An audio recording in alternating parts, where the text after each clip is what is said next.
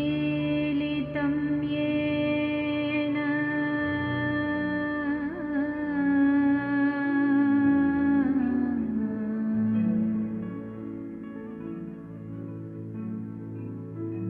तस्मै श्री गुरवे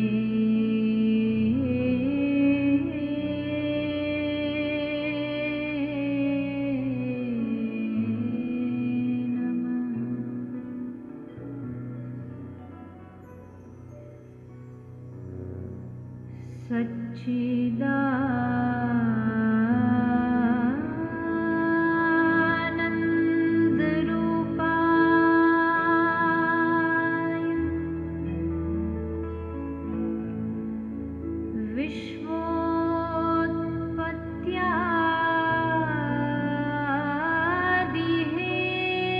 विश्वोत्पत्त्यादिहेतवे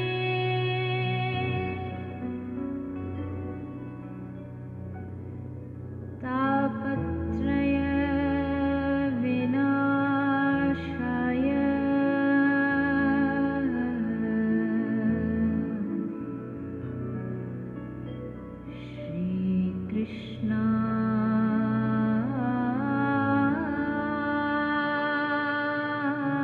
श्रीकृष्णाय वयं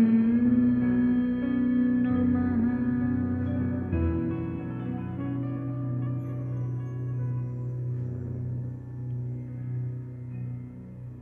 वंशी विभूषितकरा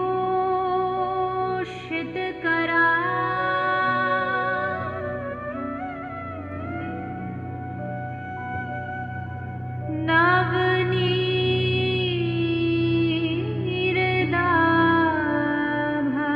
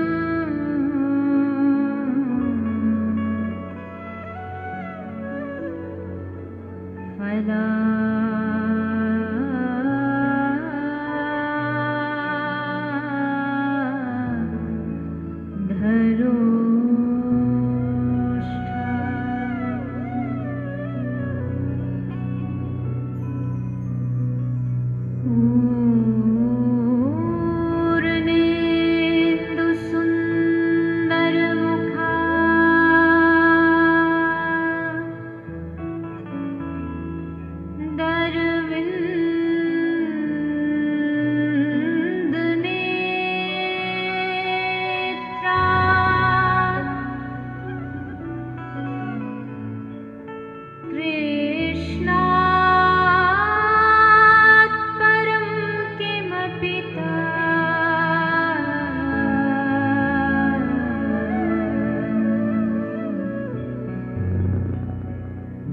त्वमहं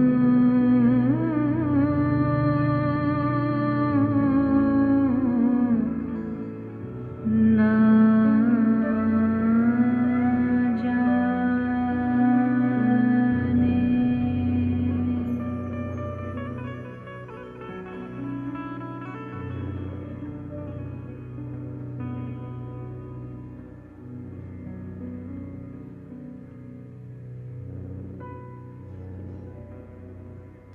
जय राधा माधव।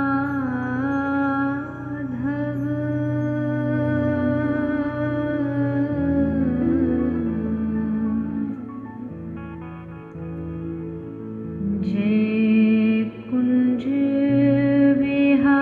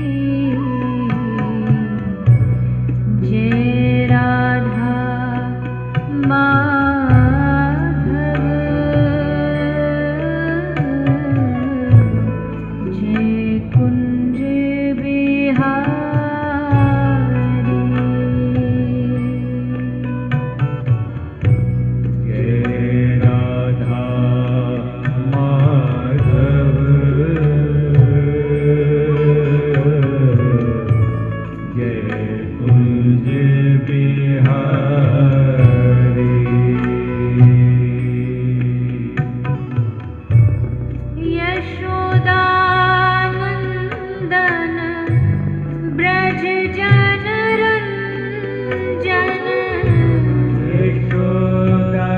यशोदानन्दन ब्रज जन रञ्जन यशोदानन्दन ब्रज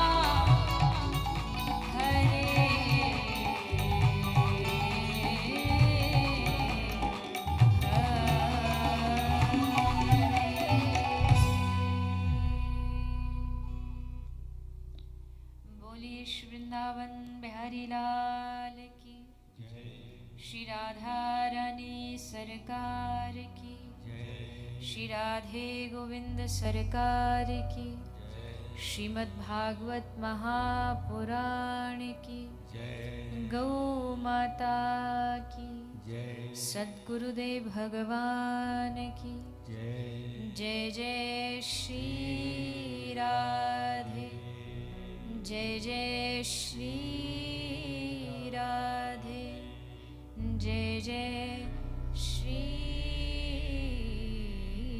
राधे।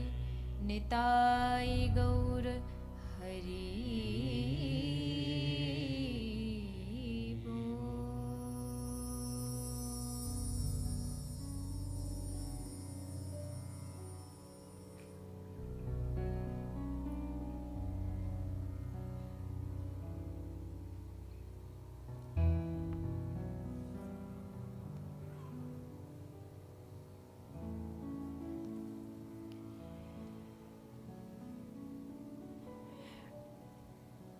आइए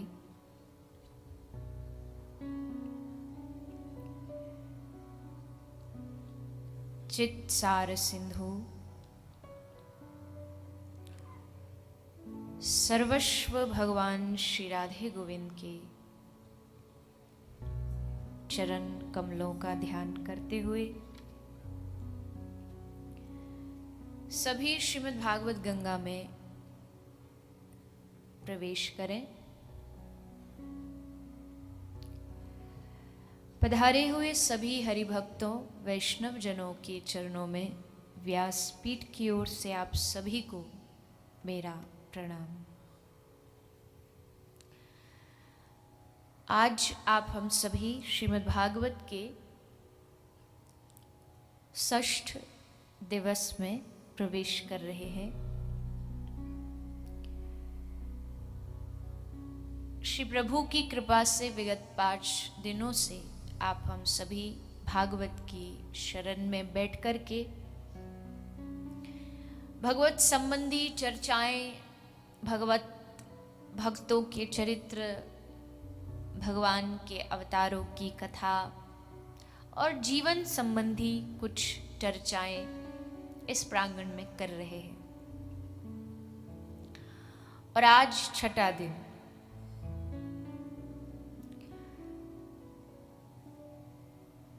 वैसे तो भागवत का हर शब्द, भागवत का हर श्लोक, हर वाणी ग्राह्य है, जीवन में एक अलौकिक आनंद को प्रदान करने वाली है। किंतु विशेषकर आज का जो चरित्र, आज का जो दिन है, इसको सबसे रसमय और प्रेममय माना जाता है, क्योंकि आज के दिन हम भगवान की प्रेमिका, भगवान को पूर्ण रूपेण समर्पित ब्रज गोपिकाओं की चर्चा, उनका भगवान से स्नेह, उनसे भगवान का प्रेम, उन चरित्रों को आज हम सुनने वाले हैं। आज की जो कथा है ये बड़ी गंभीर कथा है।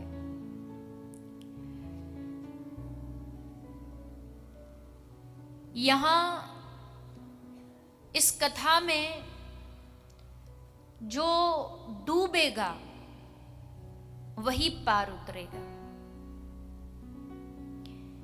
जैसे आप किसी गंगा के घाट पर जाते हैं, आप किसी स्विमिंग पूल में जाते हैं, किसी सरोवर में जाते हैं, किसी नदी के पास जाते हैं, तो वहां बड़े बड़े अक्षरों में चेतावनी लिखी होती है, please do not go into the water, it's very deep है।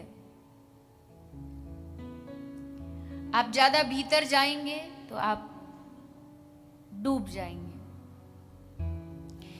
लेकिन भागवत एक ऐसा सरोवर है, एक ऐसी नदी है जहां बड़े बड़े अक्षरों में लिखा जाता है कि आइए, भीतर आइए और इसमें डूब जाइए, क्योंकि यहां तैरने वाला पार नहीं उतरता, यहां डूबने वाला पार उतरता है। जो इस कथा में डूब गया, समझिए जीवन में पार उतर गया। उसमें भी गोपी संवाद, गोपी प्रेम। क्या होता है गोपी प्रेम? सबसे पहले तो प्रेम को समझना पड़ेगा। प्रेम बड़ी अनमोल चीज है। इस संसार में कोई वस्तु जो खरीदी नहीं जा सकती है तो उनमें से एक प्रेम है। एक प्रेम भरा हृदय कहीं बाजार में नहीं मिलता है। प्रेम स्वतः अपने आप उत्पन्न करना पड़ता है। और अगर कोई व्यक्ति पूछे कि इस संसार में भगवान को सबसे प्रिय चीज क्या है, जैसे आप जिनसे कभी कभी प्रेम करते हैं, जिनसे आपका स्नेह होता है, आप उनकी पसंद नापसंद जानने का प्रयास करते हैं। कोई घर में अतिथि भी आता है तो हम कहते हैं आप अपना पसंद बता दीजिए, आपको खाने में क्या पसंद है वही बनाएंगे।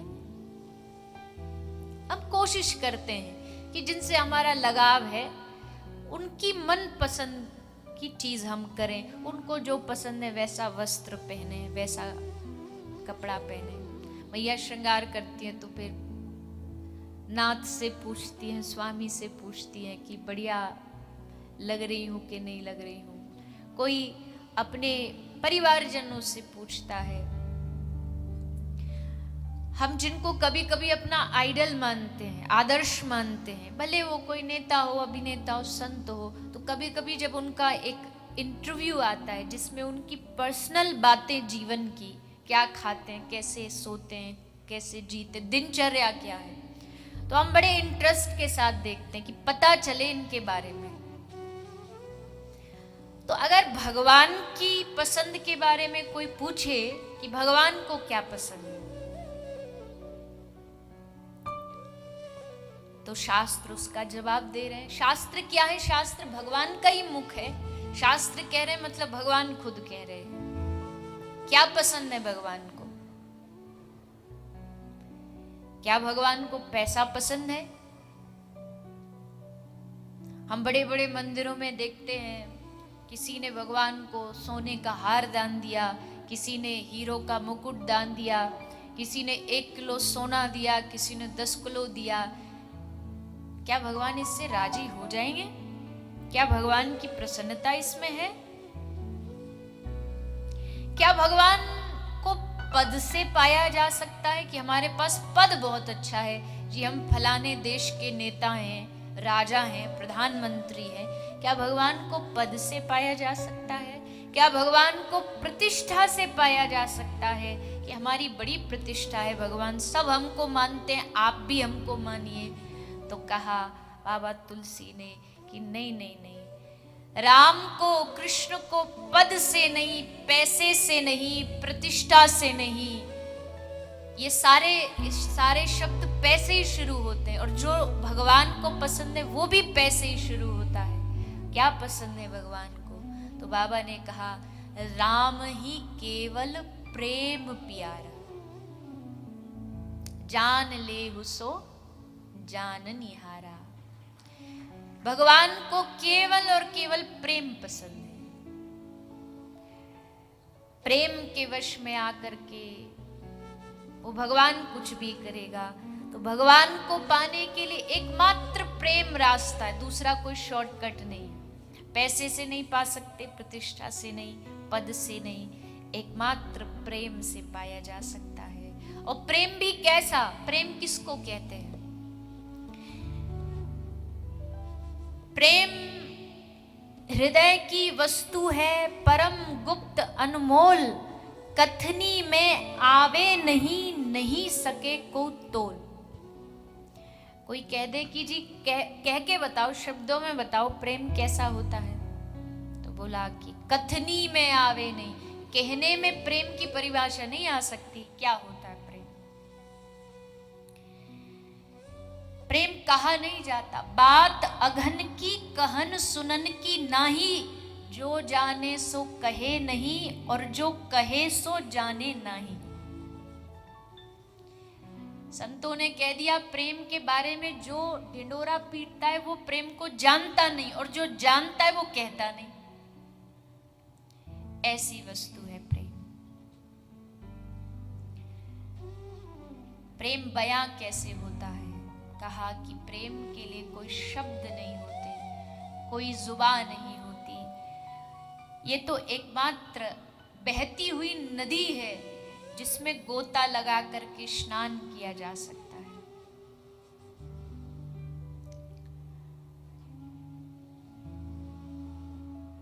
प्रेम क्या होता है? एक उदाहरण से समझिए। एक बार भगवान कृष्ण की 16,108 पटरानियां भगवान द्वारिकाधीश को खूब स्नेह करती है, खूब प्रेम करती है। एक बार देवर्षि नारद जी आए। नारद जी को जैसे ही रानियों ने देखा तो रानियों ने नारद जी से कहा, नारद जी हम एक बड़ी विचित्र समस्या में हैं, हम बड़ी परेशानी में हैं। नारद जी ने पूछा कौन सी परेशानी है आपको?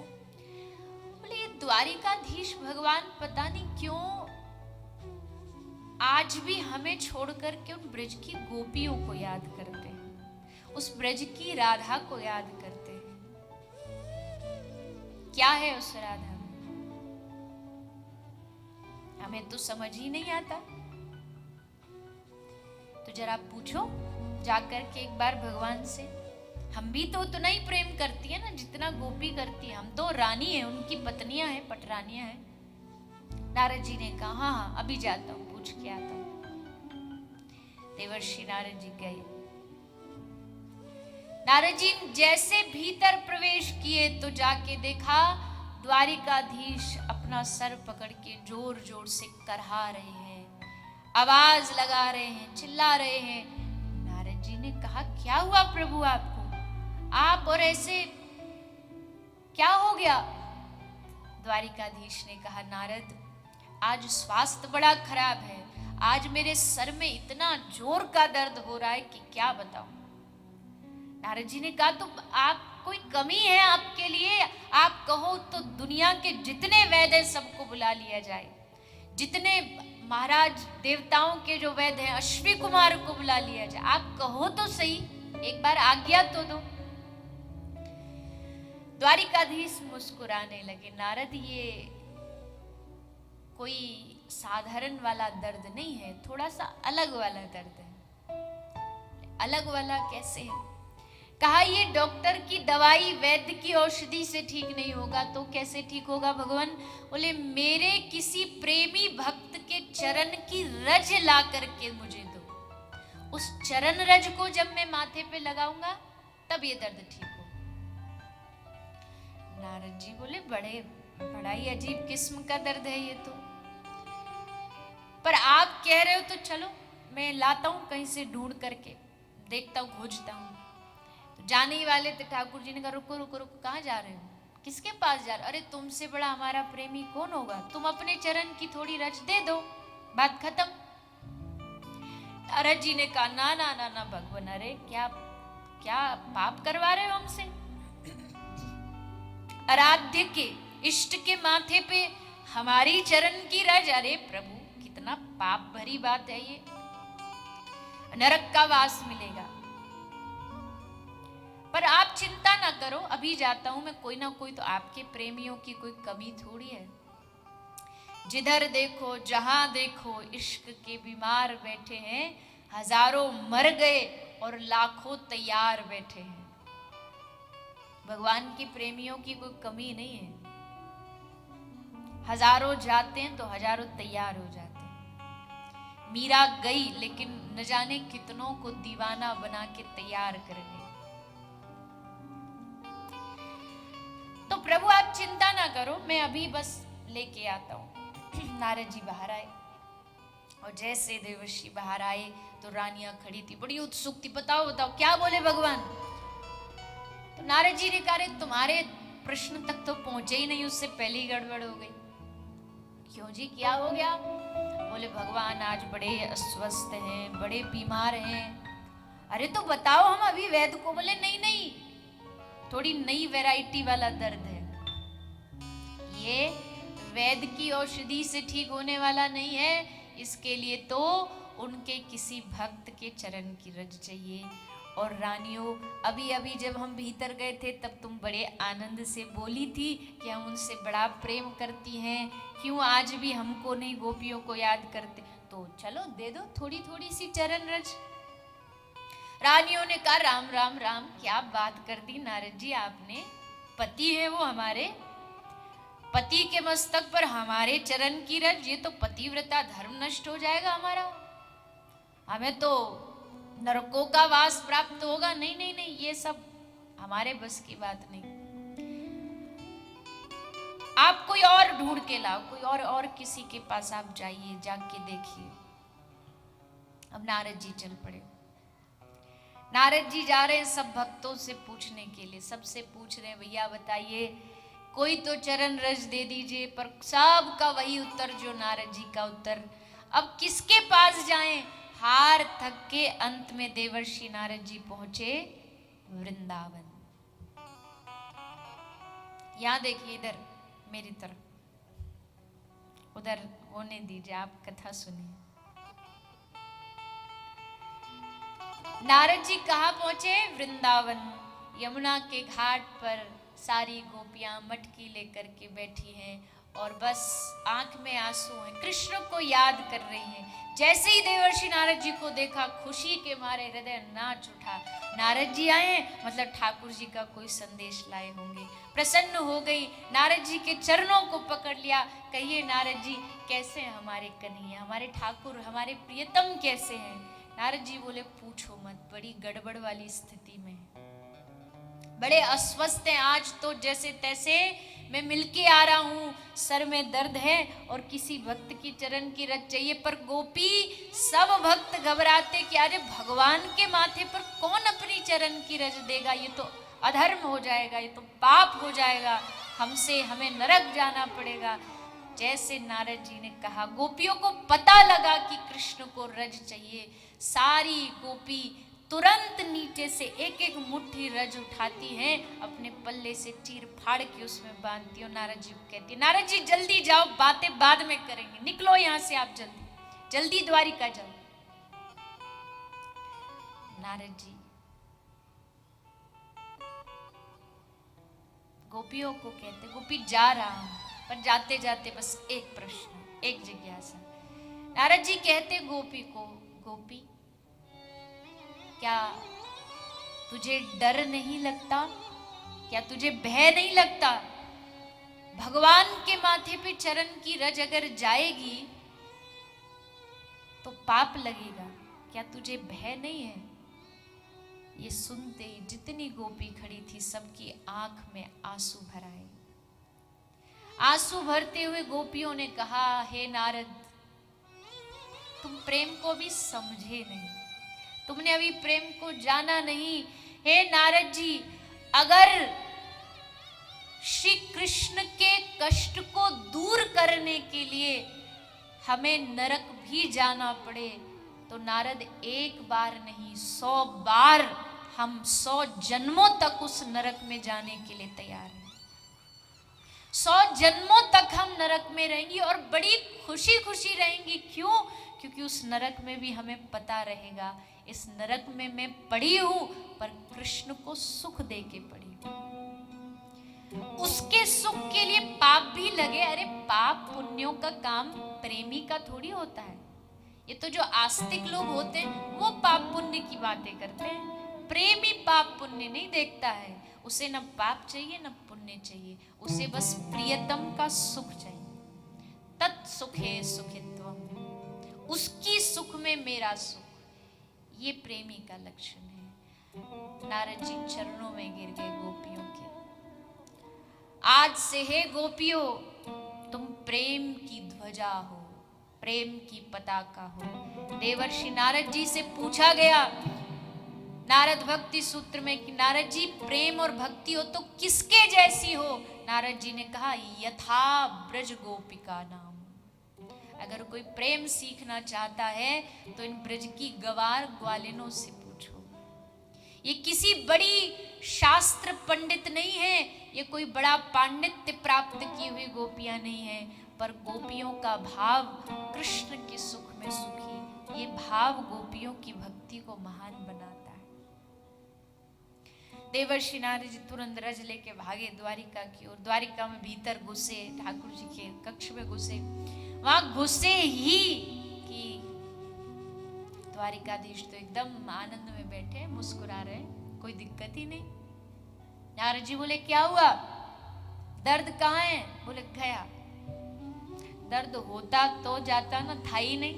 बोले था ही नहीं तो ये इतनी लंबी चौड़ी नौटंकी काय को करवाई हमसे?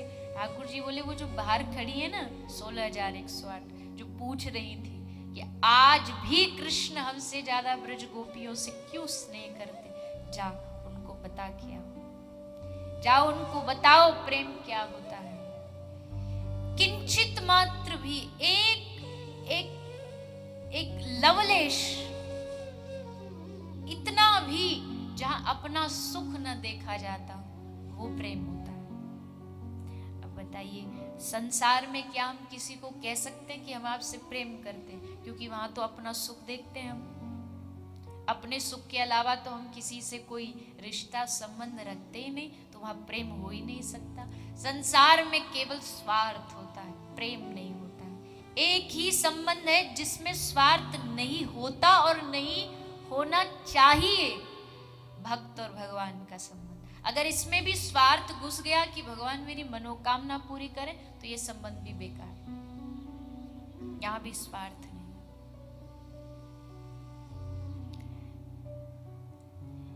इसलिए प्रेम गुण भी नहीं देखता। बिन गुण जोबन रूप धन, बिन स्वार्थ हित जान, शुद्ध कामना ते रहित, प्रेम वही रसखान। रसखान जी बड़े अद्भुत प्रेमी हुए वृंदावन में। अनेक आपकी पदावली है सुंदर। तो कह रहे बिन गुण रोवन, जो ना कोई रूप देखे, ना गुण देखे, ना अवगुण देखे, वो प्रेम होता है।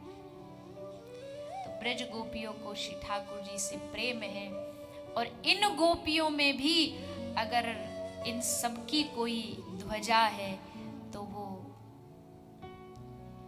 एकमात्र श्री राधा रानी है। उनसे अधिक तो कौन कृष्ण से प्रेम कर सकता है। जाते समय कृष्ण ने मथुरा के लिए प्रस्थान करते समय कृष्ण ने कहा, हे श्री राधे, अगर मुझसे कभी जीवन में तुमने प्रेम किया हो तो मेरी याद भी आए तो भी कभी भी आंसू मत गिरने देना। बस ये बात हृदय में गढ़ गई, बैठ गई, मन में बैठ गई। कितना भी स्मरण हो, कितना भी याद हो, लेकिन कभी अश्रु नहीं बहाया। मूर्छित हो जाती, बेहोश हो जाती कृष्ण की याद में।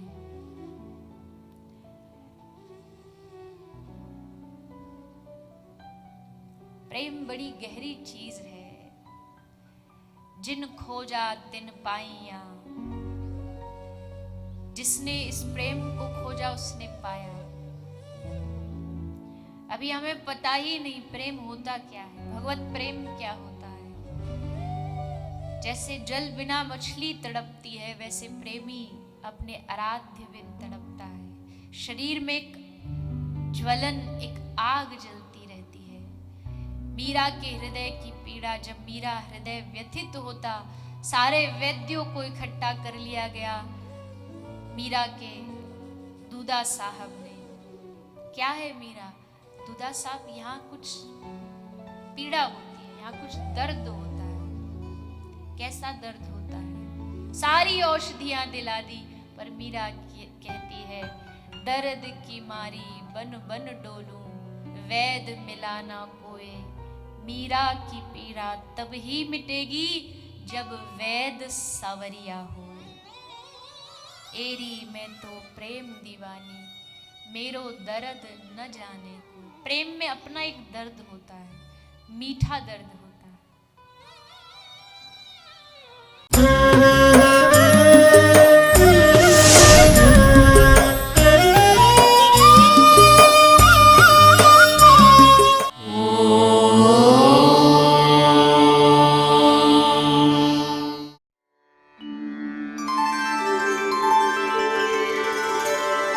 विना व्यङ्कटेशं